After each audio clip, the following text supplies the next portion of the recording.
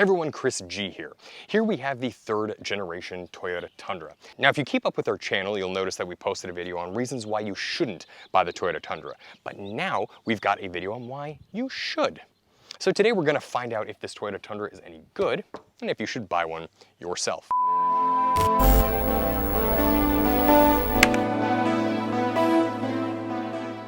First up on our list is the digital rear view camera. I really love this feature. Basically, if you've got something covering your rear window there, you can turn the digital rear view camera on. I don't know if the camera is gonna focus on that. Is it tracking? I'm not sure. But anyway, what it does is uses the camera that's built into the upper brake light assembly, and it allows you to see what is behind you. And it just so happens to actually be pretty good at night as well. So it doesn't need to be a nice sunny day outside. That is actually pretty useful at nighttime as well. So yes, the digital rear view camera is frankly a very nice feature. And back to regular mode. Oh, it also has the HomeLink stuff built in. Now, one nice thing about the Tundra is that realistically speaking, you will probably get the best fuel economy when you compare it to, like, let's say the F-150 Ram or Chevy or GMC options. In fact, you actually get better fuel economy in a Tundra than you do a Tacoma, which is kind of embarrassing, but it is what it is.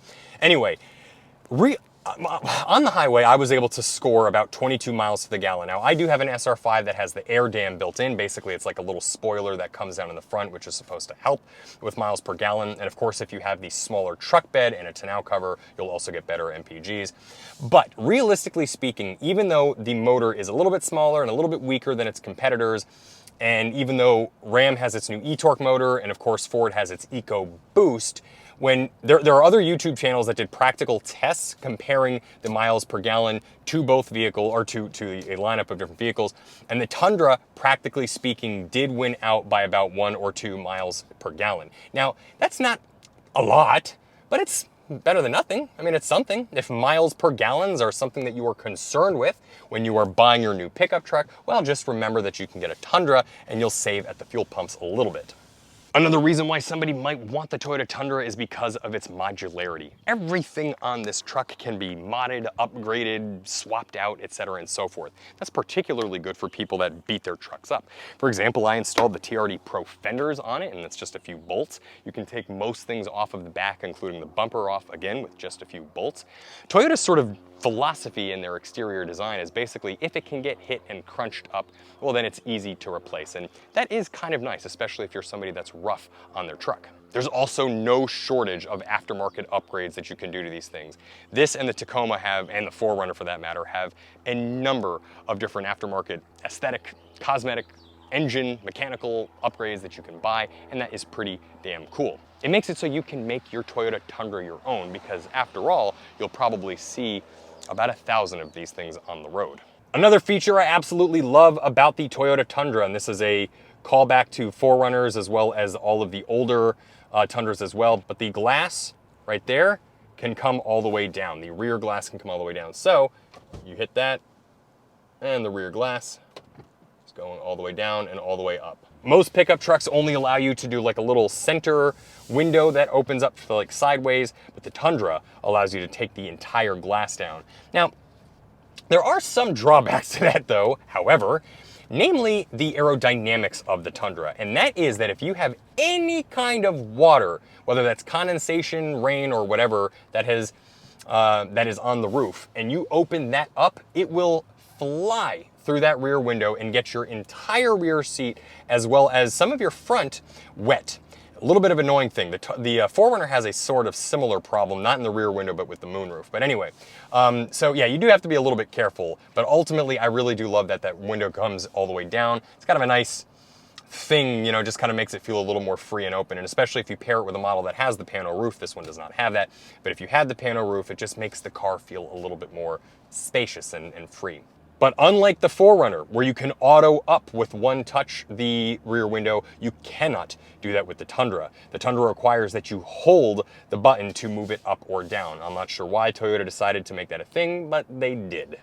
Another thing on our list that I absolutely love about the Toyota Tundra 3rd generation is if you opt for the premium audio package or the higher trim levels, you get a much, much larger screen. In fact, it's so big of a screen that it covers up the little storage cubby that's right there on top of the dash. But what I love is if you get the premium models equipped with like the digital rear view camera, you also get this bed camera.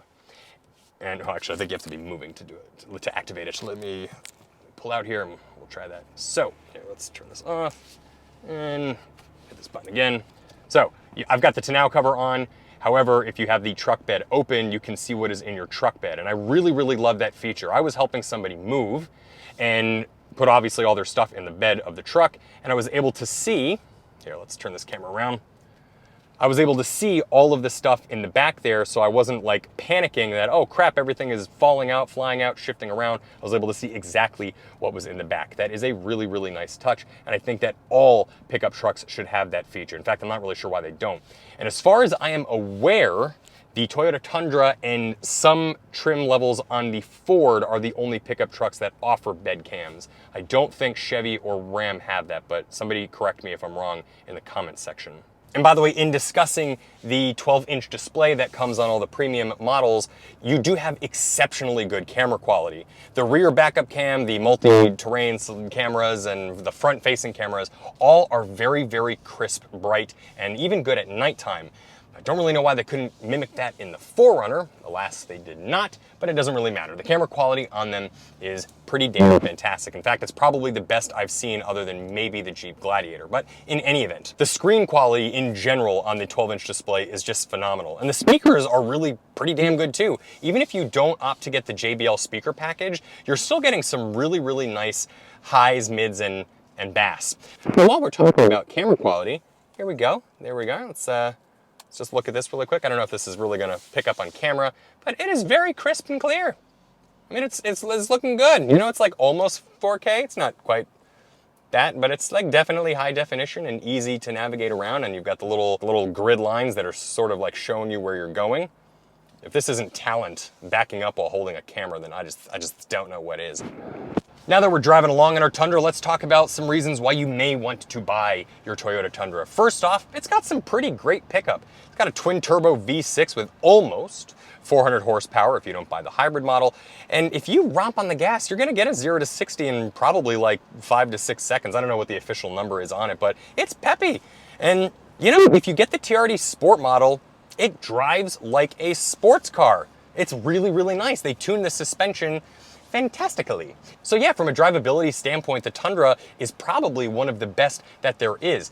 I find that the Ram, and I really do love the Ram, but I find that the Ram drives just a little bit too boat-like, especially if you have their air suspension.